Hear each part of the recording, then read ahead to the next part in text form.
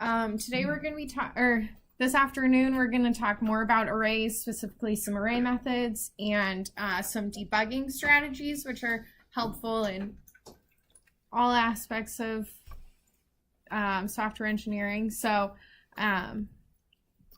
arrays in JavaScript, they have a ton of built-in methods that are really useful. That's one of the reasons why programmers love arrays so much, is that there's some really great ways to manipulate or access things within them. And so they're on every instance of the array. So if you call .length on like one array and you have another array, it's not going to be getting confused. That property on that array is for every single one. So these are some key ones. You might have seen them. You might have used them already today. Push, pop, length, shift, unshift, all of these.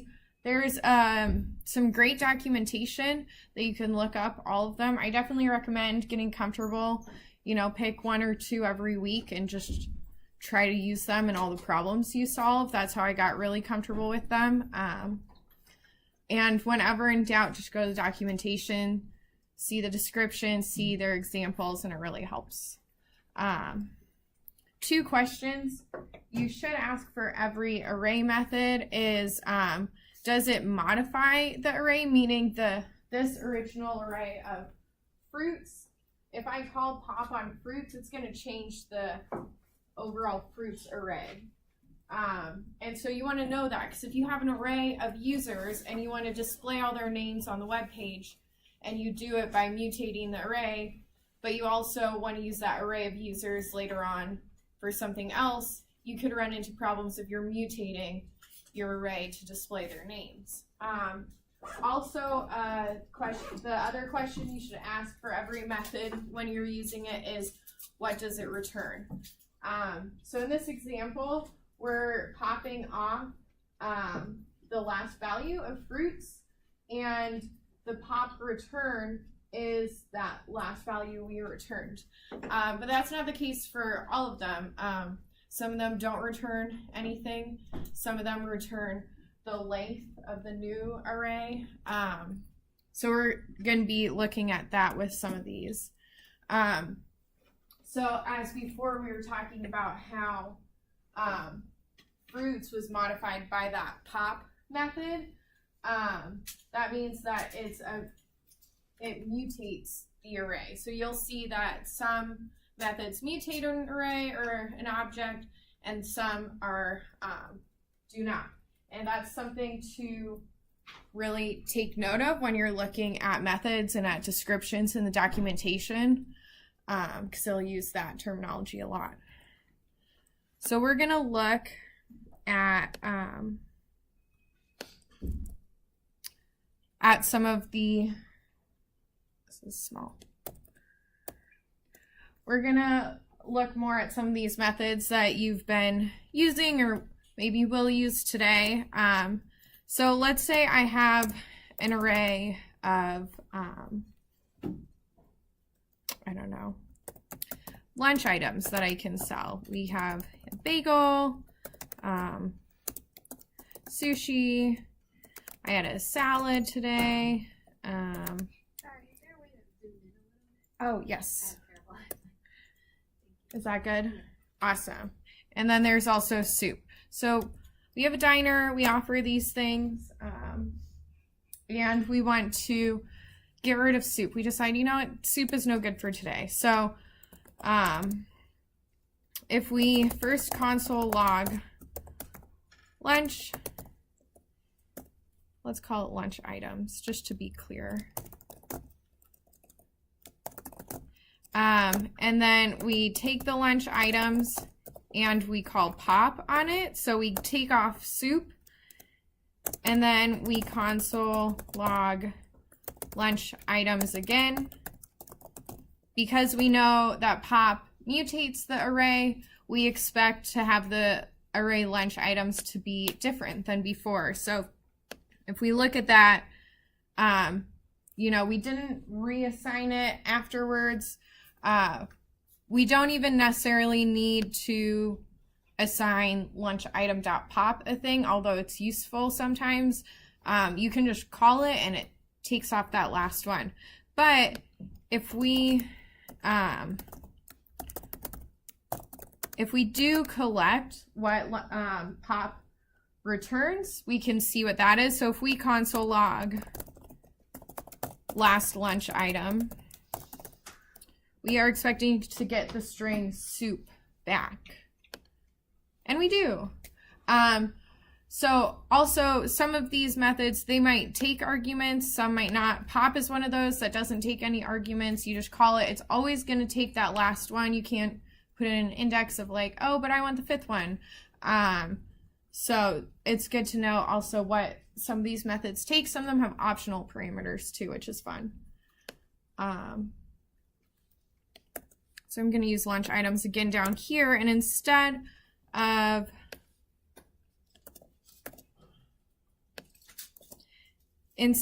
of taking away soup, let's add another item.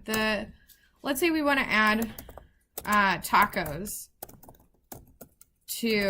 as one of our things we offer for lunch. So now we're going to console log lunch items.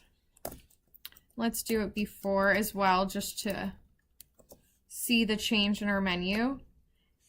And as you can see, now we have tacos added to the menu. Super fun and delicious. So push gives actually a different return value, and that is the new length of the array that we have.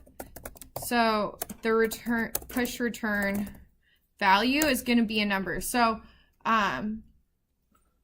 initially when you think like, oh, pop returns what was popped off, push, should that return what's getting added? But you already know what that is. You have it here, and you probably have it in a variable if you're making a function of some sort. So it just wants to tell you how long your new array is instead. And we can see that with our next one if we do console.log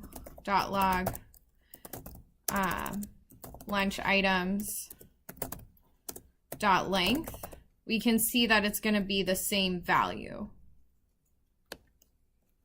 So they're both 5. And I knew that not just because I was like, well, push should return the length, or, you know, 5 is also returned by the length, but I looked in the documentation, it tells me that's what it returns. You can go here. This is a list of all the methods, which is fun to look at. I like to peruse them at times. But if you go into push, this is a little bit bigger, it'll say the push method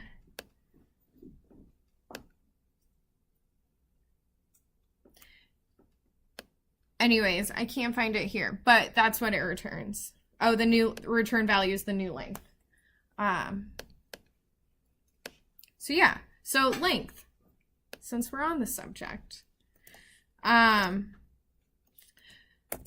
Some of you probably use that today when creating a for loop. Looping through it can use the length. Sometimes we want to, you know, get the count of how many lunch items we have. And that can be useful in, you know, all kinds of things. So if we console, if we get it in a variable first, num of lunch items, and make lunch items dot length.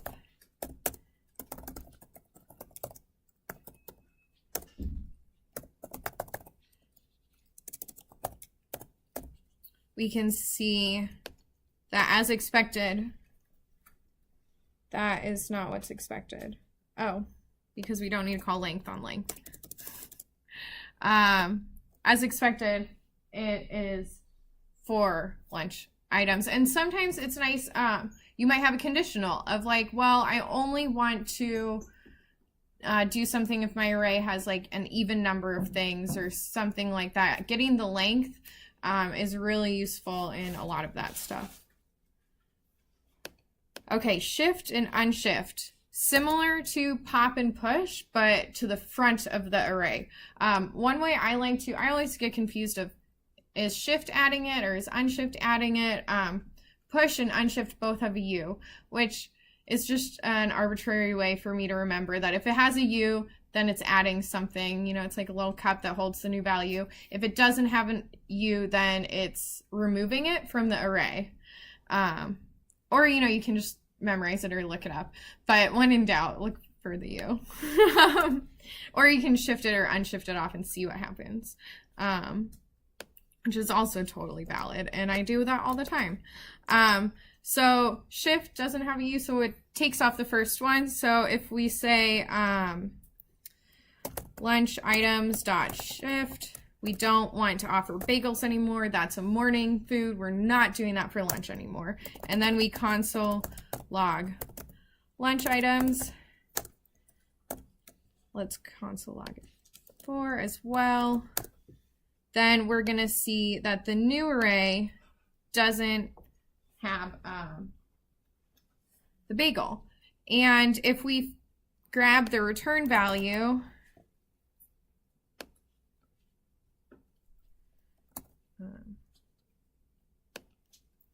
shift return value, and console log that,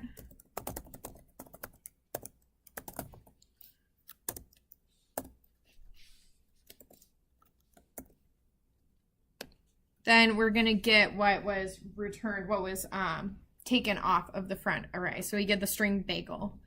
So that's nice if you want to. So it's anytime you assign a variable name to it, that'll return whatever element you remove or add. Yeah, so it'll always, shift always returns that value, but you have to declare a variable if you want to capture that value. So it'll, sometimes you might want to just like console log it or something like that, but it's always nice to grab it in a variable and do things with it. But yeah, it'll always return it. It's not dependent based on whether you declare a variable, but it's,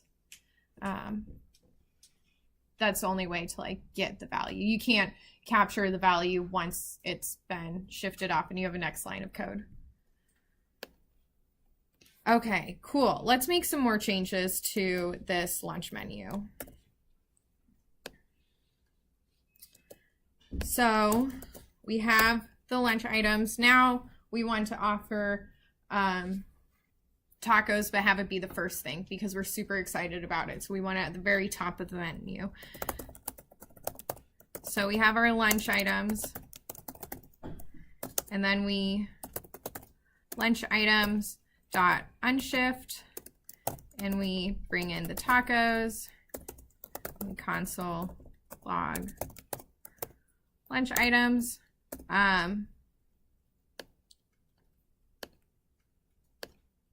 Then we have tacos added to this first element, and everything else gets scooted over one.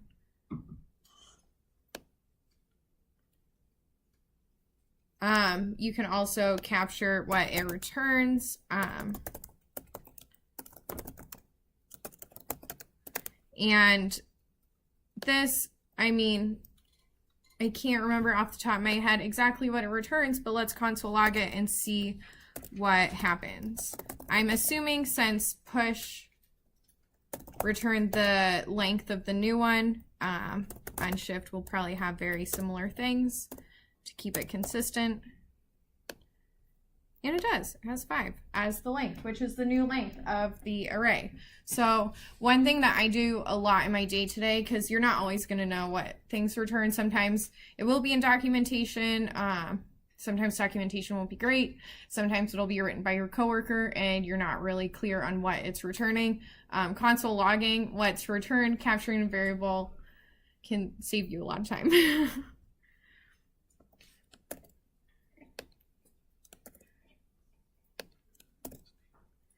Okay, cool. So we've gotten all the shift, unshift, pop, push. Then there's indexOf. We've worked with indexOf a little bit with strings. It's very similar. in terms of that, if we have our lunch items and we want to figure out which index sushi is, we just get sushi index is lunch items dot index of, and we pass in sushi, and we console log this.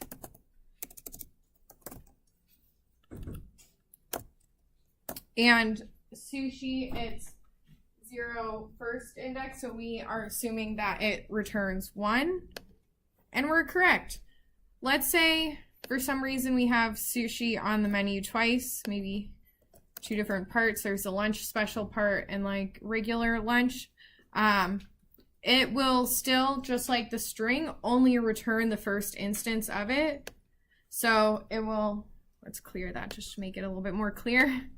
It'll only return that first instance. But one cool thing that the index of method offers on the array is you can have a optional from index. So let's say we know sushi's at index 1, but we want to see if there's any other sushis. So starting at index 2, what's the index of sushi? And it gives us the next one at index 4. So you can set parameters of like from this.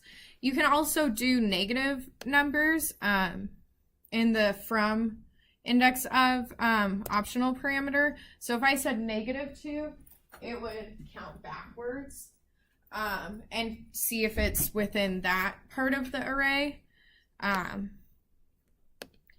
And as expected, we get 4 back.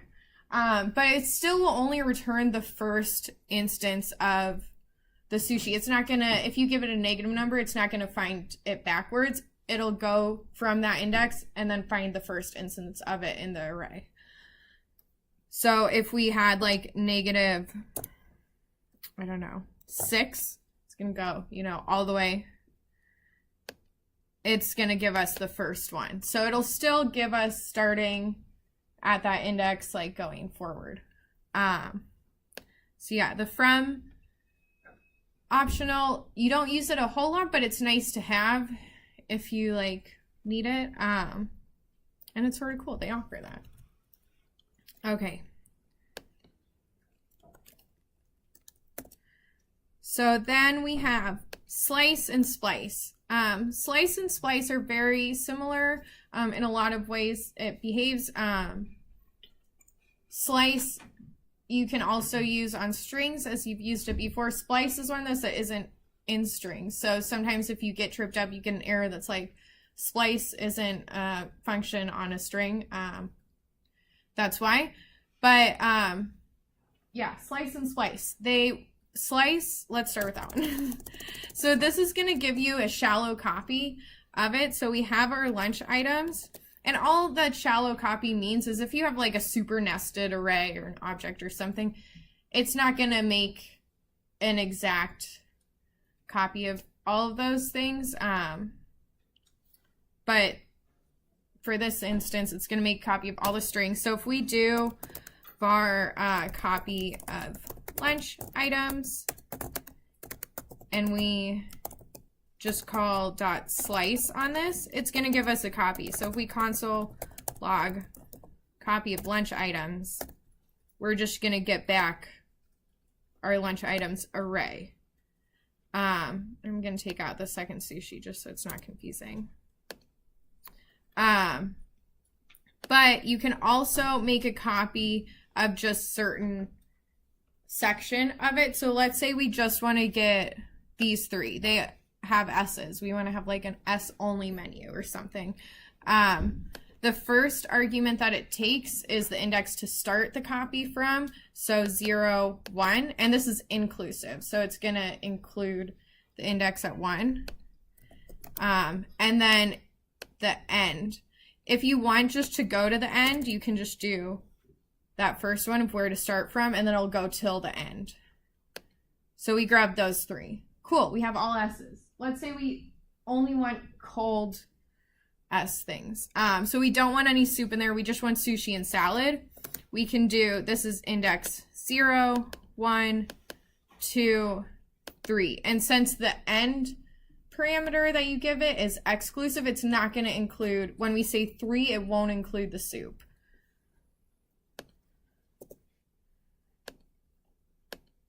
Awesome. Now we are narrowed down to just sushi and salad.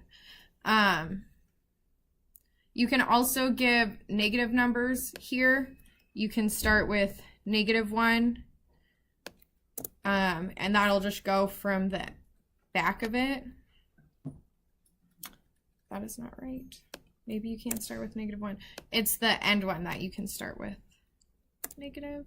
You know what, let's look up the documentation. No, maybe we can start from -2 or 3 because -1 is the last one, right? That's true. Yeah, so we can give it a -2 and it gives us the last 2 of it. So if you want, let's say you have a really long array, you just want the last thing in your array, you can do a -1 and it'll just give you an array with just that last one. It is important to note, even if you have just like one thing being returned in that array, it'll still be an array. So you need to access it like it's an array every time if you want to access the things inside of it. Can you get 0 and I guess 3?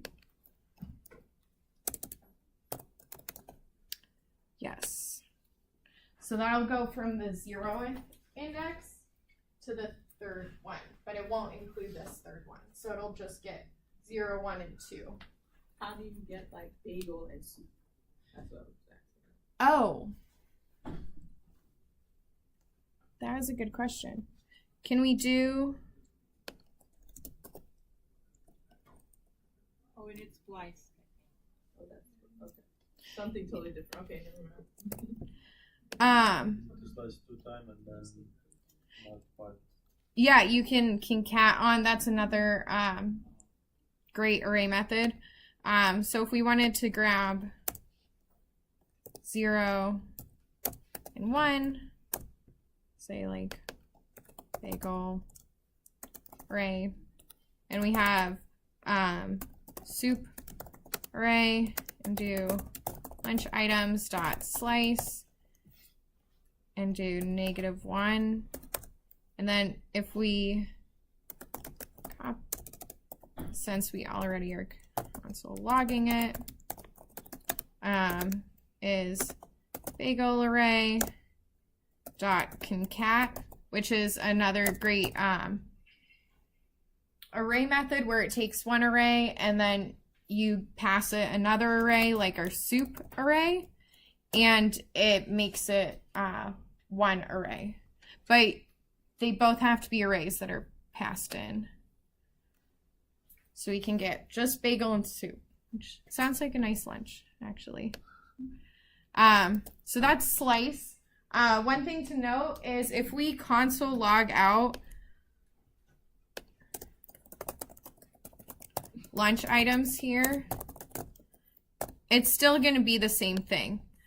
We haven't changed lunch items. It's still our 4 starting ones, which is important because splice does not keep, it mutates the array. So it's going to be changing and messing with it. So slice is great if you want to keep it super, you know, safe and like not mess with anything. Also, slice is really good if you know you're going to be using some mutating methods like push and pop, but you want to keep that original array intact. You make a copy of it from the beginning by just calling .slice and passing nothing into it, and that will return you a copy of the array. Okay, so splice. So now we want to do that, but we don't want to be reassigning things, or for instance, so we want to take our lunch items and just splice off from the first index. So if we lunch items, so we want to just start from the first index, which is inclusive, so it's going to include sushi, and Actually, this will just return the first one. I'm sorry, I was wrong about that. So splice will remove from the first index. So if we just want bagel, we don't want any of these other things. Starting at the first index, we want to get rid of everything. That's how we'll remove it. If we want to 0, 1, 2, 3, get rid of the third one, let's say, just get rid of that last one. We don't want soup anymore. Then lunch items is that. But if we want to still have, yeah. Wait, so why is it that if you put the first index, right? So you put splice 1, it only returns bagel. So But then when you do 3, it returns. So this is the starting index of when to delete things. So splice will remove some things similar to slice, but if we want those first 3, we have, let's say we have the 1 still there. Mm-hmm. We're getting rid of everything after that first index, and we say leftovers or something, and we console log leftovers. It's going to be the ones that we just deleted. So the lunch items, we'll have them deleted off of it, but splice returns what was removed, and you can capture that in a variable and use that. So if you want to remove some things and use them for something, do something fun with them, you want to capture it in a variable. You can also say, like, maybe I just want to get rid of sushi. I don't want to get rid of everything. You can put in that section, that second parameter, which is the index to go to. So if we go here, nope, that's not right. 1 is the index. So this is the end index that you want to pass it, and it's exclusive.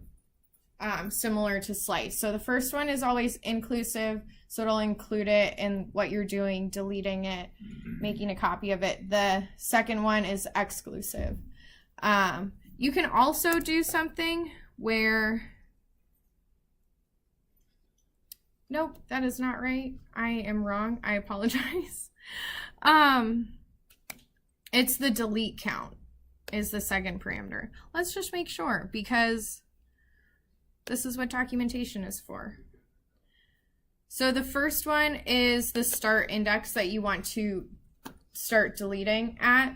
The second one is how many things you want to get rid of. So if you want to get rid of just one thing, you put 1. If you want to get rid of everything after it, you just don't include that parameter. So if I want to start at the 0th index and delete nothing, it's going to just give us a copy of what's made. I'm going to put some strings here so it's easier for us to tell what's going on. So this is the new lunch array, and then this is what is removed. So if we look at this, we start at the 0th index, we delete nothing, so an empty array will be returned, and the original array is intact. This isn't super useful because we just made a copy of the thing that's not really a copy. So if we want to remove one thing from the 0th index, that's going to get rid of bagel, and we run this. Now our new lunch array doesn't include bagel, and we return an array with bagel in it. We can also put, 2 and so on and so forth, and that'll just keep increasing what is removed. Another super useful thing that splice takes is a third argument of something can be inserted in at this index you give it at the first argument. So splice this first start index, we can put tacos here. let's say instead of the first one, because we have a method for that, putting something at the front, it's unshift.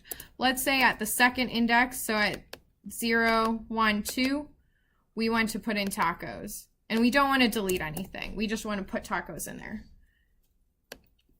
Then we have bagel, sushi, and now tacos is at index 2. And you can put as many items as you want here. Sandwich, if I can spell it.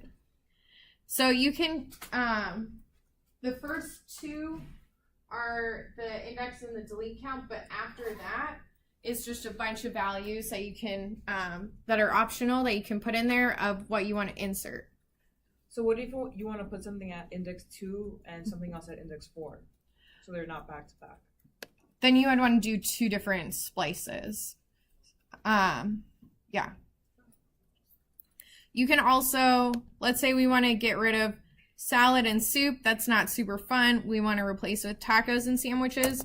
We can delete those 2 and replace it with these 2 new items.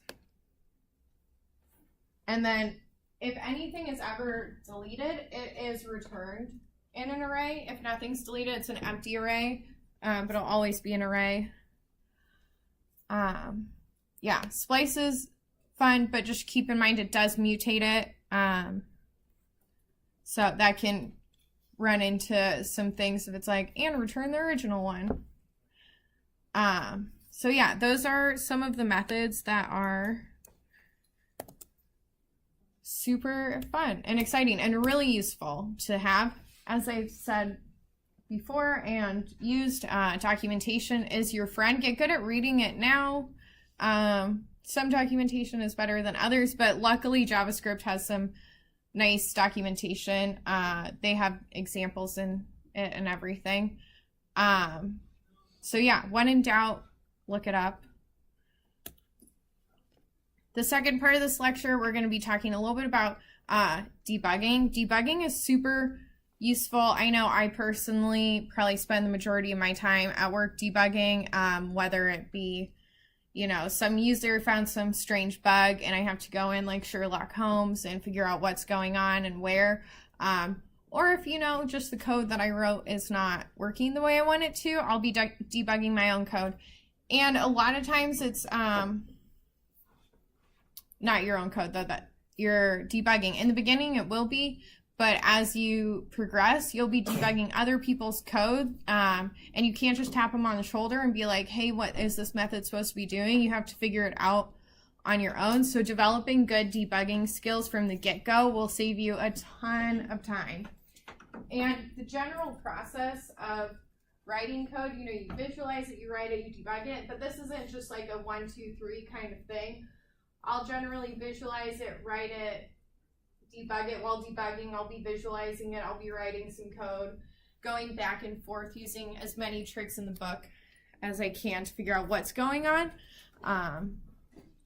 So debugging is super useful. It can take a long time. Sometimes you feel like you're banging your head against the wall doing it, but figuring out best ways to debug will decrease that feeling more and more. And sometimes it can be really fun. I'm not gonna lie, some of my favorite times at work is me tracking down a bug, figuring out what's going on, and I feel like a detective. It's fun, but like no one got murdered, so it's better. So one of the best tools in your toolbox for debugging is the console log. If you don't know what's going on, console log is really important. But like I showed in my REPL, putting a string to that, especially if you have several console logs in different places of what you're doing, saying, hey, this is, you know, the food item that I want, and like, this is all my users, and saying what you're console logging is really helpful to figure out what's going on. Because just having a number there isn't going to tell you much if you forget what the number is for. Also, no, a lot of times it's not going to show you exactly what you want. If you have a super nested thing, an object with an array that has an array and an object in it, it's going to be like, I don't know what this is an object, like, I don't know. So getting console logging exactly what you want, if you want a value that's 3 levels deep in your array, go 3 levels deep in that array and console log that, because that'll give you more information. Also, it's really useful, especially if it's mutating, like the ++ sign. Don't console log that. Declare a variable. When in doubt, declare a variable, console log that. That'll save you a lot of headache of what's going on when you're trying to perform tasks in console logs. Like just declare variables, because that will help. Also, a lot of the examples that you've been doing and problems and prompts will ask you to console log your result. That is great when you're learning and you want to console log all the things, but in the real world, it's more of a debugging way to do it. So you won't be returning a console log in your function. You'll be returning a value, and knowing whether or not you should be returning or logging can save you a lot of headache, because if you're trying to call a function that returns a console log, could run into some issues. And there's a really great REPL when you get these slides to like look at and try to go through and figure out what is going on. So it has like some good examples of returning versus logging. Also really key to put console logs in a good place. As you go, you'll get more intuitive, and I should log, you know, at the beginning of doing this function, or I should be doing it right as I get in the for loop, or after I do a few things to this variable inside the for loop. But getting good at logging in the right places is important. If you get inside the for loop, you grab array at index I and log it. That can help you figure out what's going on and what you're actually looping through. Because there's many times that you'll be like, I thought I was looping through this, but I was looping through that. And throwing in a console log while you're writing the function, make sure you're looping through the right thing, can save you a lot of time. And including a string, I like to, if I have a few functions going or a few loops going, I like to be like, I'm in the first loop, and then log the value. Because that will also tell you like, oh, you were logging this thing that you thought you were in the first for loop, but it was the second one. So it's nice to say which like for loop or which function you're in when logging, because that'll save you time as well. And the last part of this debugging chit chat is looking at error messages. I know when I first started, I was like, an error message, that shouldn't be there. I'm going to get rid of it as fast as I can because I don't want to look at it. It's red. But reading them actually can tell you exactly what's going on. A lot of times they'll say what kind of error it is. Like this one, my string.splice is not a function. That means that splice isn't accessible off of my string because we know that it's only on arrays. But it could also be a little bit misleading of like, but splice is a function. Like, why won't you let me call it? So take the errors with a grain of salt and try to see like, the interpreter doesn't know exactly what you're trying to do, but it will lead you in the right direction. Also, there's line numbers in error messages. Look at that line, see what you're doing in that line. That'll save you a lot of time. And as you make applications, even a few files large, it'll include the file name. And then you can go look at that file at that line. And that's super useful because if you have, you know, a project later on that's even a dozen files, it can be overwhelming to be like, where is this error being thrown? So if you look at the file, look at the line number, and figure out like why the error is being thrown, that's useful. Are there any questions?